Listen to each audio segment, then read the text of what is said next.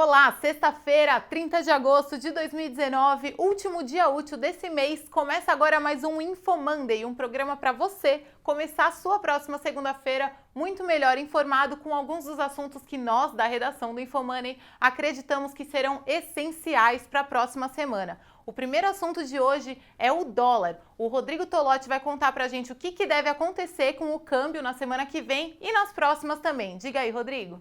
Bom, na semana passada a gente falou de dólar a 4,15 e essa semana ele encostou na sua máxima histórica, bateu os 4,19 no meio da semana e fez com que o Banco Central entrasse com uma atuação aí fora de hora para tentar segurar. Ele não conseguiu reverter o movimento, ele apenas conteve a alta do dólar, que o pessoal tem que se preparar aí, que não deve mudar muito nas próximas semanas, deve continuar pelo menos acima desses 4, até acima de 4,10 é bem possível.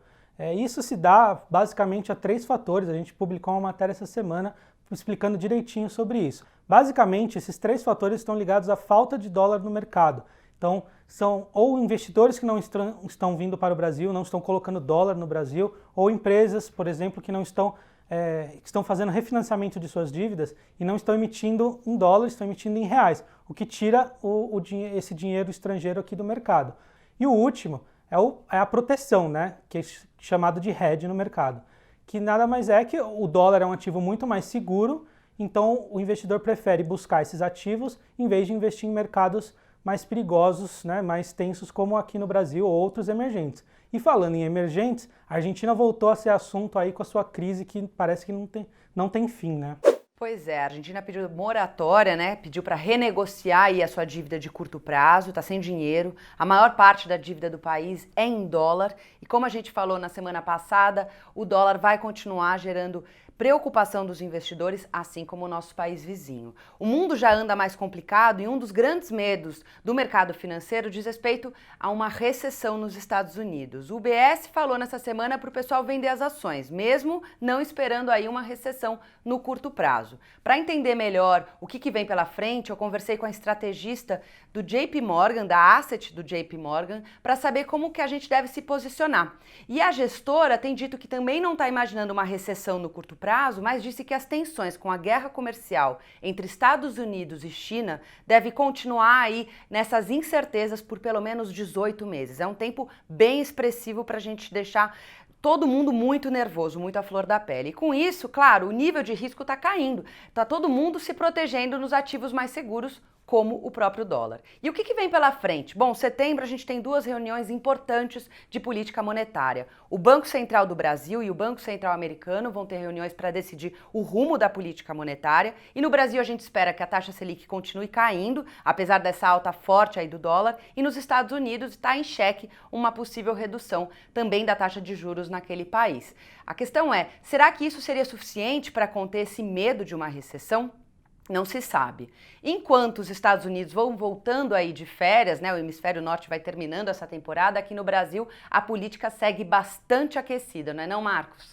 Não tem férias em Brasília pelo menos nesse mês de setembro. Os parlamentares vão votar na semana que vem, provavelmente, o começo dessa sessão de votação da reforma da Previdência. O senador Tasso Gereissati, que é o relator da reforma na CCJ, no Senado Federal, ele apresentou o texto dele sobre a reforma que tinha sido encaminhada pela Câmara dos Deputados nesta semana e veio com algumas alterações no texto. Ele preferiu fatiar a reforma em 2. A primeira é a PEC principal, que ele buscou não fazer grandes modificações para o texto não ter que voltar para a Câmara dos Deputados, ou seja, quando passar pelo Senado ela já é aprovada e pronto. E a outra que ele fez algumas alterações, isso sim vai precisar passar pela Câmara dos Deputados, e o receio do mundo político é que essa proposta demore mais tempo para tramitar e não consiga ser aprovada ainda neste ano. Ano que vem, ano de eleição, começo de ano tem carnaval, enfim, aí fica um pouquinho mais complicado de discutir, a discussão vai tomar mais tempo. Nessa PEC paralela, por que ela é importante? O principal ponto que é defendido no mundo político, pelo menos pelos senadores, governadores e prefeitos, é a inclusão de estados e municípios na reforma da Previdência. Como a gente sabe, os estados e municípios vivem uma situação fiscal muito complicada, se não mais complicada do que o próprio governo federal, a própria União. Então, para eles é muito importante essa reforma da Previdência, e se tiver uma ajuda de uma legislação vinda do Congresso Nacional, vinda do Poder Executivo, de uma certa forma também, né, vinda vindo de uma alteração da Constituição, fica mais fácil para eles também aprovarem apenas legislações nas suas assembleias legislativas e já estaria valendo a reforma da Previdência nos estados e municípios. Isso é importante, então é bom a gente monitorar como que vão se dar essas negociações em um momento em que Câmara e Senado estão vivendo uma disputa um pouco de protagonismo. O que a gente observa principalmente na questão da reforma tributária, um assunto denso que as duas casas estão tentando apostar corrida para ver qual que é o projeto que vai acontecer, qual que vai avançar, qual que não vai. Bom, enquanto o Senado se prepara para votar a reforma da Previdência na semana que vem, pelo menos iniciar essa votação, os brasileiros pode ser que se preparem para as compras antecipadamente, né, em setembro. Como é que é, Paulo?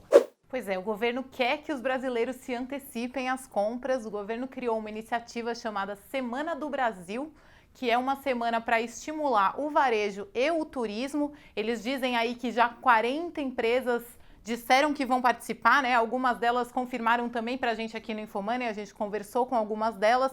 As Casas Bahia e o Ponto Frio, né, da Via Varejo, já disseram que vão ter descontos de até 80% nessa Semana do Varejo, Semana do Brasil, que começa na sexta-feira que vem, dia 6. Muitos estão dizendo aí que é a Black Friday brasileira, mas não é exatamente isso. A Black Friday continua em novembro, igual aí no resto do mundo, e o Brasil quis copiar, digamos assim, o que os Estados Unidos fazem no feriado da independência deles.